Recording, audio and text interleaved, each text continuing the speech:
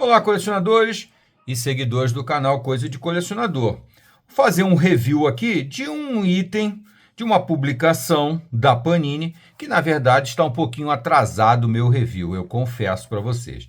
Essa edição saiu em 2022, é o Darkhold.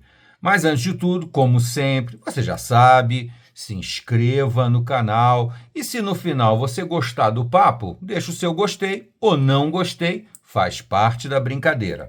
E também comente se você acha que valeu a pena, até porque é um item que já tem 2 anos que foi publicado. Foi publicado no início de 22, lá nos Estados Unidos, e aqui saiu no final de 2022. Aquele delay normal, né? Aliás, muito bom da Panini, de apenas uns 6 meses entre a publicação americana e a nossa, o que nos deixa realmente, eu diria até privilegiados, o que é bem legal, tá? Bom, esse aqui é mais um daquela série que eu já tenho aí no canal, uma lista aí, se vocês quiserem ver, é o que tem que ir para a garagem, para o sótão ou para o porão, ou seja, aquilo que realmente não valeu a pena, não vale a pena, tá? Esse aqui é mais um item da série Não Vale a Pena Ler de Novo. Aliás, se eu puder prevenir alguém, não vale a pena gastar esse dinheiro. Darkhold da Marvel Comics. Muito bem. Primeiro, falando um pouquinho da edição, a edição é aquele modelo basicão, baratinho, padronizadão da Panini e que torna tudo muito mais acessível, né? A busca da Panini por esse tipo de publicação aqui é a relação custo-benefício. É o melhor custo para mais benefícios, né? O menor custo para mais benefício. Então, eles procuram publicar desse formato aqui séries absolutamente completas, que foi o que aconteceu em 2022 com esse lançamento aqui do Darkhold. Darkhold, como eu já falei, saiu em 2022, tanto lá quanto aqui. É uma minissérie interessante e eu vou logo explicar por que eu embarquei nessa furada. Eu embarquei nessa furada por causa dos personagens. Basicamente por causa de 2 personagens, que são um daqueles meus 5 favoritos. E normalmente, quando sai algum título com um desses 5, se eu achar que a história pode valer a pena, se eu achar que a arte pode valer a pena, eu adquiro o volume. E foi o que aconteceu com o Darkhold, que eu fiquei sabendo, inclusive, na época do lançamento americano. Eu cheguei a ler até alguma coisa do americano, da versão em inglês. E aqui tem Homem de Ferro e tem Raio Negro.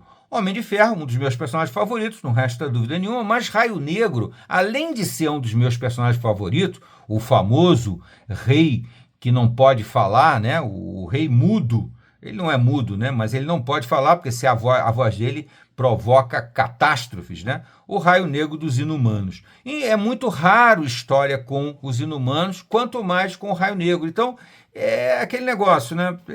Não consegui resistir e comprei a versão nacional, que é uma versão completa. No inglês americano, eu li o Darkhold Alpha, depois eu li a história do Homem de Ferro e a história do Raio Negro. Achei até que podia ter alguma coisa interessante e tal, dependendo do fechamento e tal, mas depois de ler a edição toda nacional, realmente eu desaprovo ela completamente. Bom, vamos lá. A edição da Panini, como eu falei, é a basicona. Continua com aqueles mesmos erros que eu sempre aponto, da lombada de cabeça para baixo e da capa que poderia ter uma orelha aqui, que tornaria a leitura um pouco mais agradável, né? Isso são aquelas coisas que eu falo sempre. A outra coisa que eu gosto de falar também, e qualquer dia eu vou gravar um vídeo exclusivo falando disso, é essa questão da lombada quadrada, da lombada colada. Eu, pessoalmente, gosto muito mais, mas muito mais, nessas edições de um preço menor, da lombada com grampo. Acho a lombada com grampo muito mais agradável de ler, até porque na lombada com grampo você não corre o risco de haver um descolamento aqui, que é muito comum, principalmente aqui, quando eles fecham a capa, né? Além do que a abertura da edição fica limitada no máximo uns 90 graus. Você não pode fazer uma abertura plena. Então isso aqui são as minhas críticas a esse modelo da Panini, que eu até entendo, deve ser em função do custo menor e atingir um público maior. Muito bem. Deixando de lado as minhas críticas à edição, à publicação, vamos ao conteúdo, né, que é o que interessa. Darkhold, o Tomo Negro. A proposta não é exatamente original de início, é mais uma vez um livro dos mortos, um livro de feitiçaria, um livro definitivo que consegue dar poder à pessoa que o possui, mas, por outro lado, tem sempre uma cobrança, né, nesses livros místicos poderosíssimos, e ele abre uma passagem para quem construiu o livro, para quem construiu mesmo, essa é a palavra, porque ele fez o livro através da pele do irmão dele, né, o Chitold, acho que é Chitold, Kiton, eu não sei como é que se lê isso aqui, Chiton, enfim. Essa entidade maléfica que nasceu antes do próprio universo construiu esse livro para poder encerrar ali todo o seu poder, aquela coisa toda que é praticamente história de criança, né? Não tem nada de extraordinário. Muito bem, o Tomo Negro é dividido em o Tomo Negro Alpha. Depois vem as histórias individuais de cada um dos personagens que foram publicadas nas revistas dos personagens, né? Então aqui nós temos contos de suspense, Tales of Suspense, aliás, fazendo uma certa referência, né, a um título famoso, muito antigo da Marvel, Tales of Suspense. The Darkhold Iron Man, quer dizer, a primeira história aqui é exatamente o capítulo do Homem de Ferro.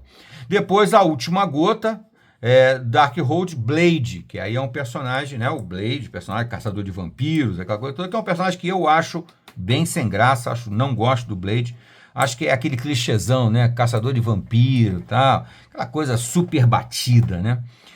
Criador de Reis, que é o da Vespa, que saiu também, um saiu em dezembro, outro saiu em dezembro, 2 em dezembro, depois em janeiro saiu Criador de Reis, que é o capítulo da Vespa. Depois a Armadilha de Memória, que é o capítulo do Raio Negro, Black Bolt, que saiu em fevereiro. Ainda em fevereiro, o do Homem-Aranha, Esticando a Teia. E, finalmente, o Tomo Negro Ômega, que saiu em março de 22. Muito bem. Com relação aos autores, tem um conjunto de autores. É uma ideia que foi desenvolvida por cada um dos seus capítulos de uma forma completamente independente e, na minha opinião, já de cara, completamente desconectada. Mas completamente desconectada. Se você ler os capítulos individualmente, você vai ler uma história. Tá? Não existe uma conexão direta entre os capítulos dos heróis aqui, do Homem de Ferro, do Blade, da Vespa, do Raio Negro e do Homem-Aranha com a história principal. Se você ler apenas Tomo Negro Alpha e Tomo Negro Ômega, você vai ser capaz de entender a história perfeitamente. Porque é uma história banal, é uma história simples, tá? Não tem nada demais. No Tomo Negro Alpha e no Tomo Negro Ômega, você vai ter uma história muito mais voltada à Feiticeira Escarlate e ao Doutor Destino. Tá? Eles são personagens protagonistas dessas duas fases aqui. E, na verdade, o Tomo Negro tem muito mais a ver com a Feiticeira Escarlate e o Doutor Destino. E lamento não ter a participação do Doutor Estranho, porque ele tem tudo a ver com ele. Né? É até uma falha até lamentável da série não trazer o Doutor Estranho, porque certamente um cataclisma místico, né, desse grau de proporção certamente atrairia a atenção do Doutor Estranho. E deixaram ele de lado. Vamos lá. Então, essa cambada aqui, Steve Orlando, Ryan North, Daniel Kibble-Smith, George Belair, Mark Russell, Alex Paquinel, ninguém que me destaque, me chame a atenção, sinceramente, não vejo nada.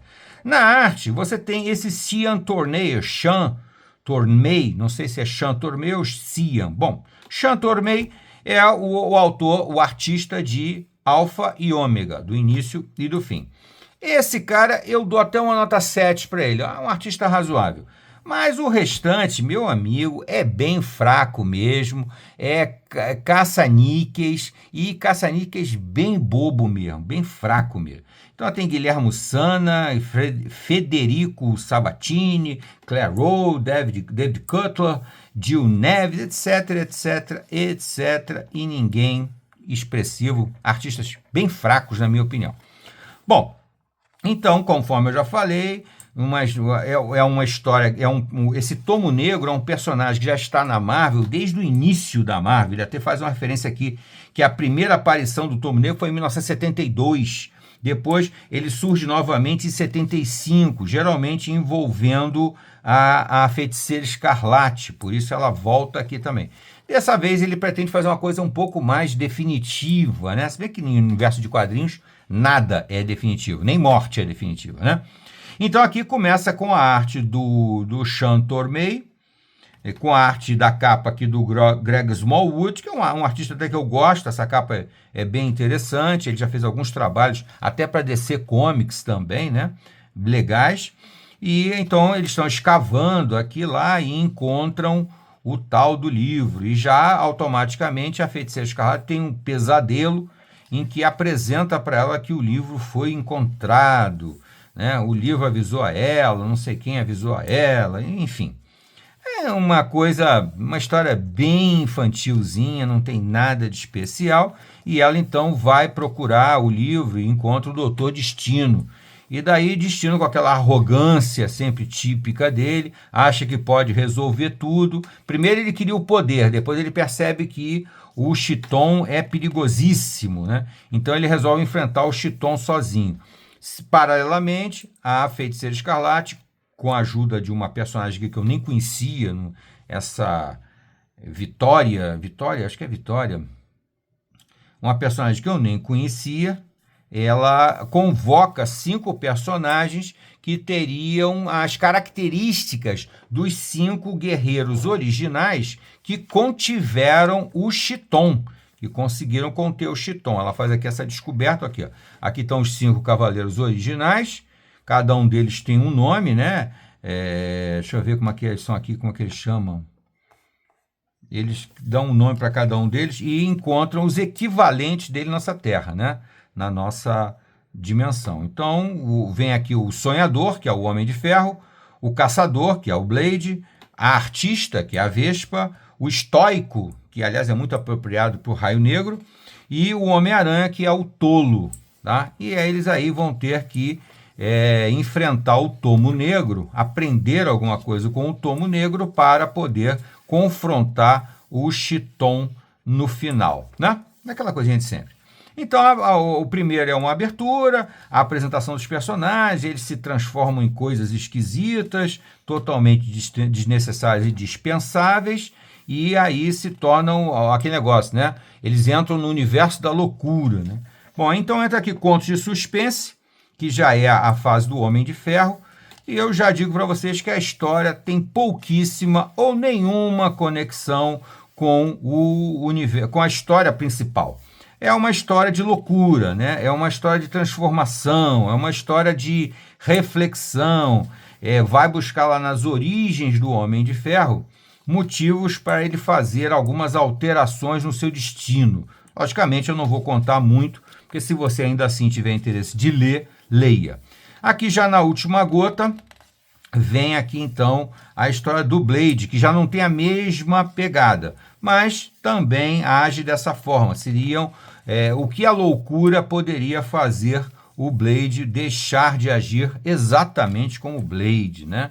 Alguma coisa. A arte totalmente ruim, na minha opinião, uma arte extremamente caricata, simples, né? Bem ruinzinho. Criador de Reis, então vemos a história aqui da Vespa, outra arte que eu também não gosto, né? Remonta uma arte como se fosse uma arte antiga, né? Uma arte dos anos 60, mas na verdade não tem muita semelhança com a arte dos anos 60, não. Se você tem revistas em quadrinhos da Marvel dos anos 60, vê que essa arte aqui não corresponde ao que era a arte dos anos 60, não. Tá?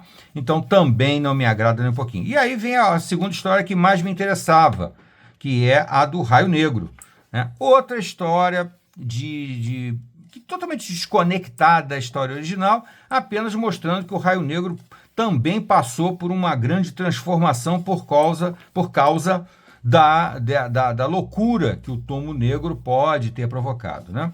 Mas a história também é muito fraca, a arte muito ruim, não agrada em nada. Finalmente, o Homem-Aranha, a última história individual, com a mesma coisa. Mudanças na história original do Homem-Aranha, numa arte muito fraca, uma edição meramente caça-níquel mesmo, que você inventa um crossover e aí você faz várias publicações, junta vários personagens que têm um certo apelo, né? Eu acho que são personagens que têm um certo apelo e a coisa vai por aí. Finalmente aqui o Ômega, Tomo Negro Ômega, que se você não ler nenhuma das personagens aqui, você continua a história anterior sem grandes mudanças. Não tem praticamente mudanças, porque aqui eles continuam ainda naquele formato transformados que eles estavam, né? Que você viu no final do capítulo alfa. E aqui, então, a história vai para aquela pancadaria normal, tal, com algumas pseudo-surpresas, não tem surpresa nenhuma no final das contas, e a história não vai a lugar nenhum, não empolga ninguém. Essa artezinha aqui ainda é uma das melhores, mas também não se aplica, não interessa. No final, como sempre a Panini faz, publicou as capas originais, né? As capas originais, com alguns artistas. Sinceramente, não vejo nada demais nessas capas também. Não tem nenhuma que eu destaque, que eu acho mais interessante. Para mim, isso aqui foi meramente um caça-níquel. Bobo, sem graça. Para mim, vai para a garagem, vai para o sótão ou vai para o porão. Tá bom, gente? Até a próxima.